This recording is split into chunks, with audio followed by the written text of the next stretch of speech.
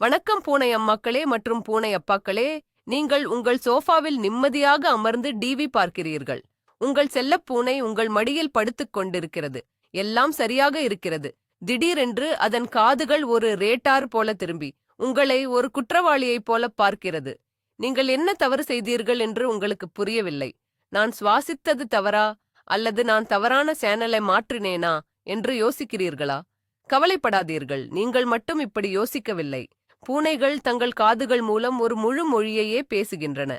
அவை உங்களை வெறுக்கவில்லை, ஒருவேளை உடைந்திருக்கலாம், ஆனால் பெரும்பாலும் அவை உங்களிடம் ஏதோ சொல்ல முயற்சிக்கின்றன. இன்று அந்த ரகசிய மொழியை நாம் புரிந்து கொள்ளப் போகிறோம். உங்கள் குட்டி வில்லனின் பெயர் என்ன? கீழே கமெண்டில் சொல்லுங்கள். சரி, இந்த காது நாடகத்தின் பின்னணியில் உள்ள அறிவியலை பற்றி பேசுவோம். உங்கள் பூனை வெறும் ஒரு மென்மையான விளையாட்டுப் பொருள் அல்ல. அது ஒரு மினியேச்சர் புலி. அதன் மூதாதையர்கள் ஆயிரக்கணக்கான ஆண்டுகளாக வேட்டையாடி உயிர் வாழ்ந்தனர். காடுகளில் ஒரு சிறிய சத்தம் கூட வாழ்விற்கும் சாவிற்கும் இடையிலான வித்தியாசத்தை குறிக்கும். எனவே பூனைகளின் காதுகள் நம்ப முடியாத அளவிற்கு உணர்திறன் கொண்டவை மற்றும் அவை 32 வெவ்வேறு தசைகளால் கட்டுப்படுத்தப்படுகின்றன. ஆம், 32. மனிதர்களாகிய நமக்கு வெறும் 6 தான். அதனால்தான் அவர்களால் தங்கள் காதுகளை 180 டிகிரி வரை சுழற்ற முடியும். அவை ஒலியின் திசையை துல்லியமாக கண்டறியும் சூப்பர் சோனிக் கருவிகள். எனவே அடுத்த முறை உங்கள் பூனையின் காதுகள் திடீரென்று சுழலும்போது அது உங்களை புறக்கணிக்கவில்லை. அது பக்கத்து வீட்டில் இருக்கும் எலியின் இதயத் துடிப்பை கேட்டுக்கொண்டிருக்கலாம்.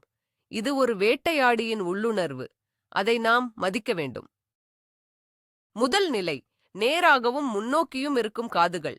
இதுதான் பூனைகளின் எல்லாம் நலம் சிக்னல். உங்கள் பூனை அமைதியாகவும் விழிப்புடனும் சுற்றியுள்ள சூழலில் திருப்தியாகவும் இருக்கிறது என்று அர்த்தம். அதன் காதுகள் சற்று முன்னோக்கி சாய்ந்து நேராக நின்றால் அது நான் இங்கே இருக்கிறேன், எல்லாம் என் கட்டுப்பாட்டில் இருக்கிறது என்று சொல்கிறது.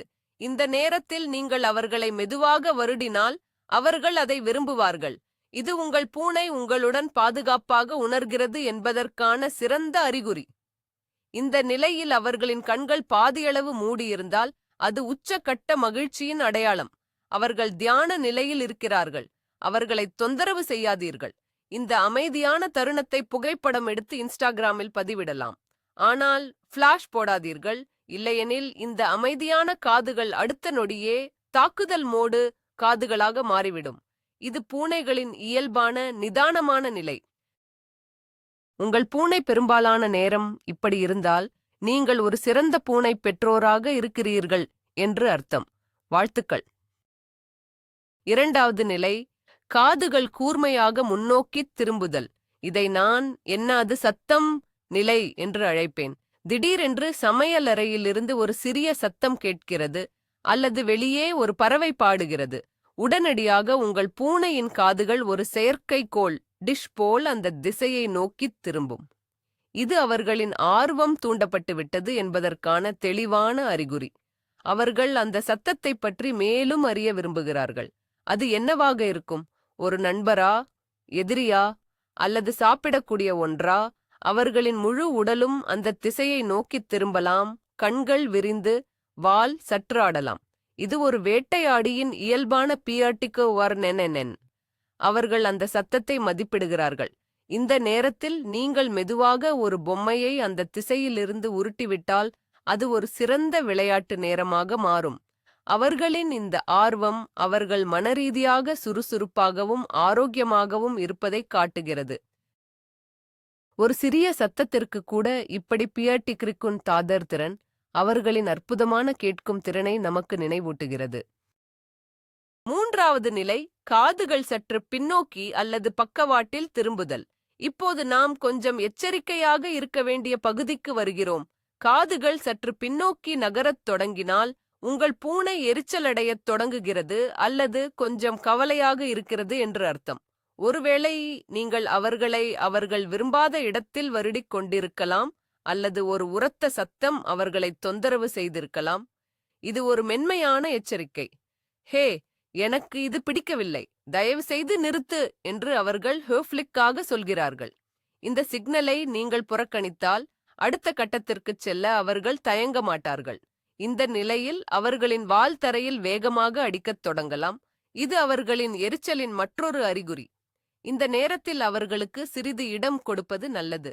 அவர்களை வற்புறுத்தி கொஞ்சுவதோ அல்லது விளையாட அழைப்பதோ நிலைமையை மோசமாக்கும். அவர்கள் அமைதியடைய சிறிது நேரம் கொடுங்கள். இது விமான ஓடுபாதை காதுகள், ஏர்பிளேன் இயர்ஸ் என்று அழைக்கப்படும் நிலைக்கு முந்தைய நிலை. 4வது நிலை விமான ஓடுபாதை காதுகள், ஏர்பிளேன் இயர்ஸ். இது மிகவும் பிரபலமான மற்றும் முக்கியமான ஒரு நிலை. பூனையின் காதுகள் பக்கவாட்டில் தட்டையாகி ஒரு விமானத்தின் இறக்கைகள் போல தோற்றமளிக்கும்.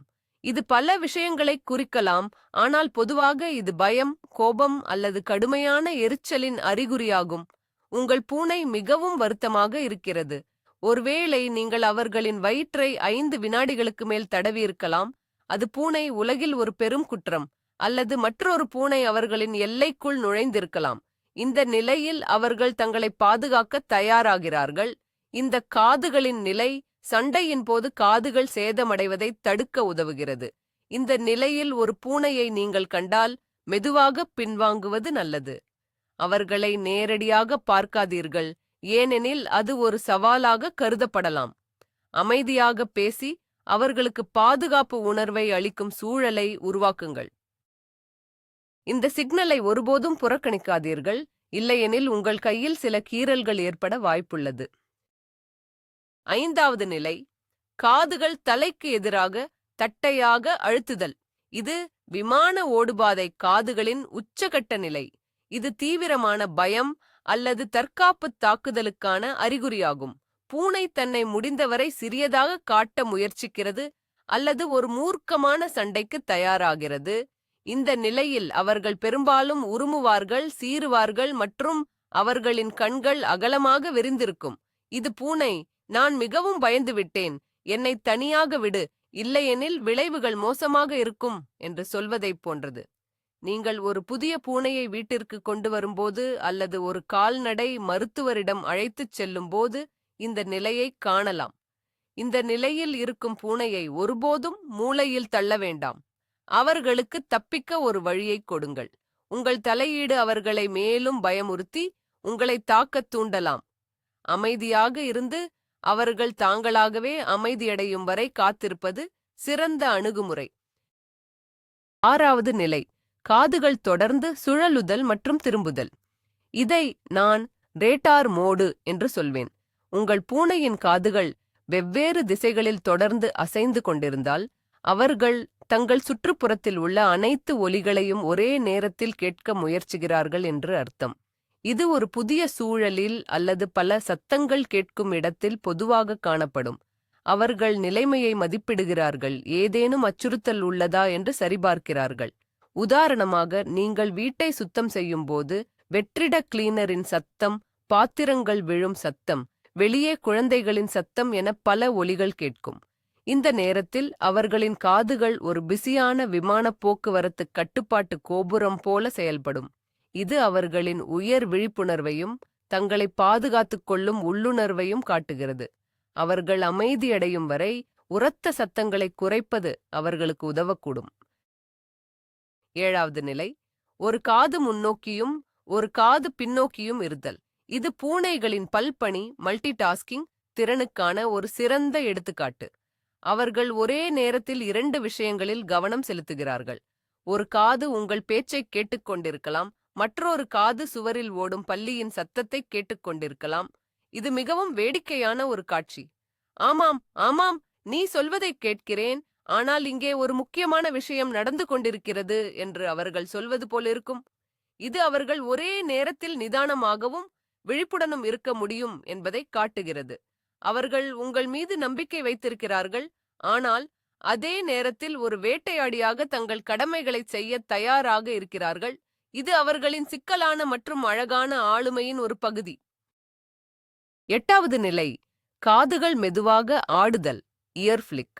காதுகளை லேசாக ஆட்டுவது அல்லது உதறுவது பல அர்த்தங்களை கொண்டிருக்கலாம்.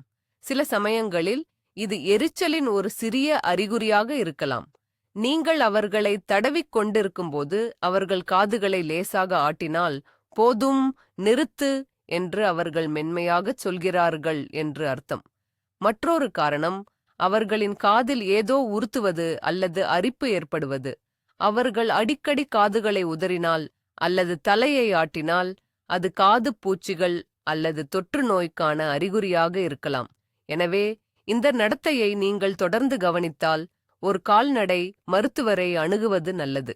விளையாடும் போது ஒரு விரைவான காது ஆட்டம் அவர்கள் அடுத்த நகர்வுக்கு தயாராகிறார்கள் என்பதையும் குறிக்கலாம்.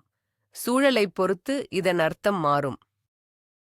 9வது நிலை, தூக்கத்தின் போது காதுகளின் நிலை. உங்கள் பூனை ஆழ்ந்த உறக்கத்தில் இருப்பதாக நீங்கள் நினைக்கலாம், ஆனால் அவர்களின் காதுகள் ஒருபோதும் ஓய்வெடுப்பதில்லை. நீங்கள் தூங்கும் பூனையின் அருகே மெதுவாக நடந்தால் அவர்களின் காதுகள் உங்கள் சத்தத்தின் திசையை நோக்கி திரும்புவதை நீங்கள் கவனிக்கலாம். இது அவர்களின் உள்ளுணர்வு. ஒரு வேட்டையாடியாக அவர்கள் எப்போதும் விழிப்புடன் இருக்க வேண்டும். ஆழ்ந்த உறக்கத்திலும் அவர்களின் கேட்கும் திறன் செயல்பட்டு கொண்டே இருக்கும். இது அவர்களை ஆபத்துகளிலிருந்து பாதுகாக்கிறது. சில சமயங்களில் அவர்கள் கனவு காணும்போது அவர்களின் காதுகள் லேசாக ஆடலாம். ஒருவேளை அவர்கள் ஒரு பெரிய எலியை கனவில் துரத்திக் கொண்டிருக்கலாம். இது அவர்களின் உயிர் வாழும் இயல்பின் ஒரு அழகான மற்றும் சுவாரஸ்யமான அம்சம். 10வது நிலை, காதுகளும் மற்ற உடல் மொழியும். பூனையின் காது மொழியை தனியாக பார்க்கக்கூடாது. முழுமையான படத்தைப் பெற அதை அவர்களின் வால், கண்கள் மற்றும் உடல் நிலைப்பாட்டுடன் இணைத்து பார்க்க வேண்டும். உதாரணமாக, காதுகள் முன்னோக்கி இருந்து வால் உயர்ந்து நின்றால் அது ஒரு மகிழ்ச்சியான மற்றும் நட்பான வாழ்த்து. ஆனால் காதுகள் முன்னோக்கி இருந்து உடல் தாழ்ந்து வால் தரையில் அடித்துக் கொண்டிருந்தால் அது தாக்குதலுக்கு முந்தைய நிலை. அதேபோல் தட்டையான காதுகளுடன் உடல் பதுங்கி கண்கள் விரிந்திருந்தால் அது பயத்தை குறிக்கிறது. ஆனால் தட்டையான காதுகளுடன் உடல் நிமிர்ந்து பற்கள் தெரிந்தால் அது ஆக்ரோஷத்தை குறிக்கிறது. எனவே காதுகள் ஒரு முக்கிய துப்பு. ஆனால் முழு கதையையும் அறிய நீங்கள் முழு பூனையையும் படிக்க வேண்டும். 11வது நிலை, வெவ்வேறு இனங்களின் காதுகள். எல்லா பூனைகளின் காதுகளும் ஒரே மாதிரி இருப்பதில்லை. ஸ்காட்டிஷ் ஃபோல்ட் போன்ற சில இனங்களுக்கு இயற்கையாகவே மடிந்த காதுகள் இருக்கும்.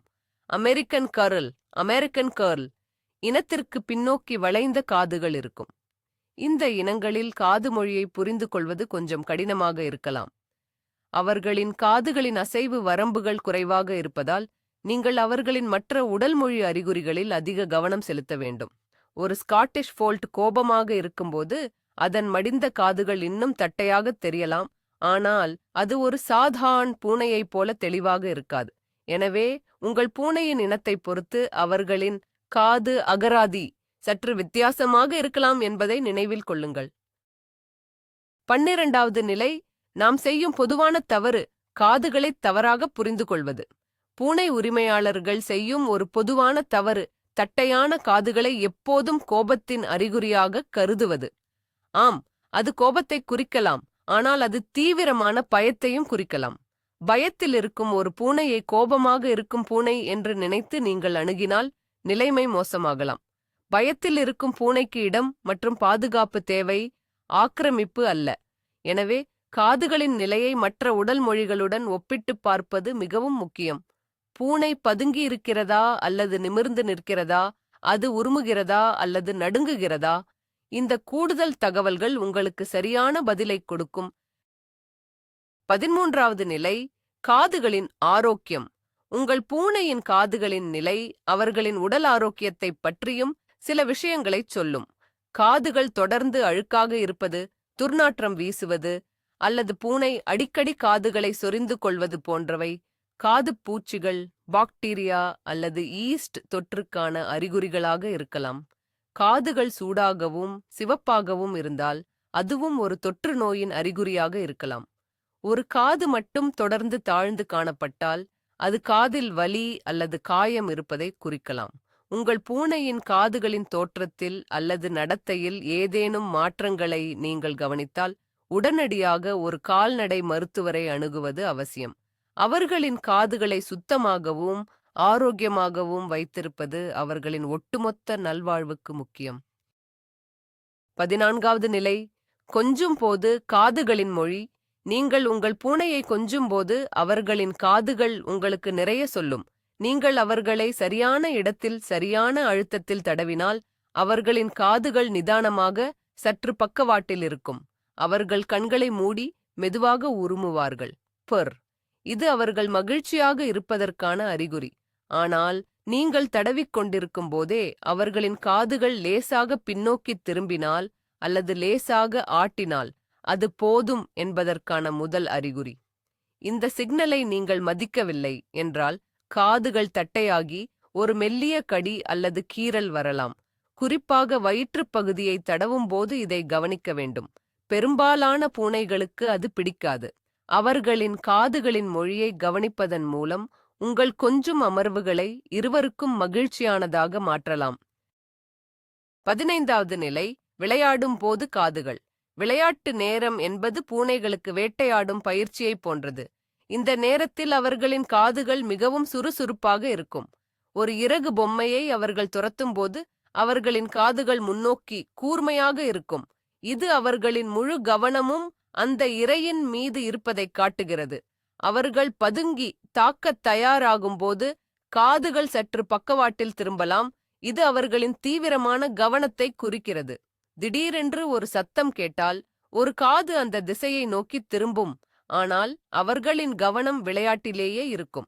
விளையாட்டு மிகவும் தீவிரமாக மாறும்போது அவர்களின் காதுகள் உற்சாகத்தில் தட்டையாகலாம். இது அவர்களின் வேட்டை உள்ளுணர்வு உச்சத்தில் இருப்பதைக் காட்டுகிறது. அவர்களின் காதுகளின் அசைவுகளை கவனிப்பதன் மூலம் அவர்கள் விளையாட்டை எவ்வளவு ரசிக்கிறார்கள் என்பதை நீங்கள் அறியலாம். 16வது நிலை, பூனைகள் தங்களுக்குள் பேசும் காது மொழி. பூனைகள் மற்ற பூனைகளுடன் தொடர்பு கொள்ளவும் காது மொழியை பயன்படுத்துகின்றன. 2 பூனைகள் சந்திக்கும் போது அவற்றின் காதுகளின் நிலையை பார்ப்பது மிகவும் சுவாரஸ்யமாக இருக்கும். 2 பூனைகளும் நிதானமாகவும் காதுகள் முன்னோக்கியும் இருந்தால் அது ஒரு நட்பான சந்திப்பாக இருக்கலாம். ஒரு பூனையின் காதுகள் தட்டையாகி மற்றொன்று உருமினால் அது ஒரு எல்லை தகராறு வரப்போகிறது என்பதற்கான அறிகுறி. ஆதிக்கம் செலுத்தும் பூனை பெரும்பாலும் காதுகளை நிமிர்த்தி நேராக நிற்கும். அதே நேரத்தில் அடிபணியும் பூனை காதுகளை சற்று பக்கவாட்டில் வைத்து உடலை தாழ்த்திக் கொள்ளும். இது ஒரு சிக்கலான சமூக நடனம். மற்றும் காதுகள் அதில் ஒரு முக்கிய பங்கு வகிக்கின்றன. உங்கள் வீட்டில் ஒன்றுக்கு மேற்பட்ட பூனைகள் இருந்தால் அவர்களின் காது மொழியை கவனிப்பது அவர்களின் உறவை புரிந்து கொள்ள உதவும். 17வது நிலை, வயதான பூனைகளின் காதுகள். பூனைகளுக்கு வயதாகும் போது அவற்றின் கேட்கும் திறன் குறையக்கூடும். காது கேளாத அல்லது கேட்கும் திறன் குறைந்த பூனைகள் தங்கள் காதுகளை அவ்வளவு சுறுசுறுப்பாக பயன்படுத்த மாட்டார்கள். அவர்களின் காதுகள் பெரும்பாலும் நிதானமான நிலையில் இருக்கலாம், ஏனென்றால் அவர்கள் பதிலளிக்க அதிக ஒலிகள் இல்லை. இருப்பினும் அவர்கள் அதிர்வுகளை உணர முடியும். எனவே நீங்கள் தரையில் நடக்கும்போது அவர்கள் இன்னும் பியாட்டிக்கிருக்கலாம். காது கேளாத பூனையுடன் தொடர்பு கொள்ள நீங்கள் காட்சி அறிகுறிகளை விஷுவல் கியூஸ் அதிகம் பயன்படுத்த வேண்டும். நீங்கள் அவர்களை அணுகும்போது அவர்கள் உங்களை பார்க்கும்படி மெதுவாக தரையை தட்டுவது நல்லது. வயதான பூனைகளின் காது மொழியில் ஏற்படும் மாற்றங்கள் அவர்களின் ஆரோக்கிய நிலையின் ஒரு பகுதியாகும். மேலும் கூடுதல் அன்பு மற்றும் கவனிப்பு தேவைப்படுகிறது. 18வது நிலை, எனக்கு உணவு வேண்டும் காதுகள். இது அதிகாரப்பூர்வமான வகைப்பாடு இல்லை, ஆனால் ஒவ்வொரு பூனை உரிமையாளரும் இதை அறிந்திருப்பார்கள். உங்கள் பூனைக்கு பசிக்கும் போது அவர்களின் முழு உடலும் அதை கூறும். அவர்கள் உங்கள் கால்களைச் சுற்றி வருவார்கள், மியாவ் என்று கத்துவார்கள். மற்றும் அவர்களின் காதுகள், அவை மிகவும் கவனமாகவும் முன்னோக்கியும் உங்கள் டைக்கையும் இருக்கும். நீங்கள் சமையலறையை நோக்கி நடந்தால் அவர்களின் காதுகள் உங்களை பின்தொடரும். நீங்கள் பூனை உணவுப் பெட்டியை திறக்கும் சத்தத்தை கேட்டவுடன் அவர்களின் காதுகள் உச்சகட்ட விழிப்பு நிலையை அடையும். இது ஆர்வம், எதிர்பார்ப்பு மற்றும் ஒரு சிறிய கோரிக்கை ஆகியவற்றின் கலவையாகும். அவர்கள் தங்கள் காதுகள் மூலம், ஹே, அந்த முக்கியமான விஷயத்தை மறந்துவிடாதீர்கள், நான் இங்கே பசியுடன் காத்திருக்கிறேன் என்று சொல்கிறார்கள். 19வது நிலை, காது மொழிக்கு எப்படி பதிலளிப்பது? உங்கள் பூனையின் காது மொழியை புரிந்து கொள்வது முதல் படி. அதற்குச் சரியாக பதிலளிப்பது அடுத்த முக்கியமான படி. அவர்களின் காதுகள் முன்னோக்கி மற்றும் ஆர்வமாக இருந்தால் அவர்களுடன் விளையாடுங்கள்.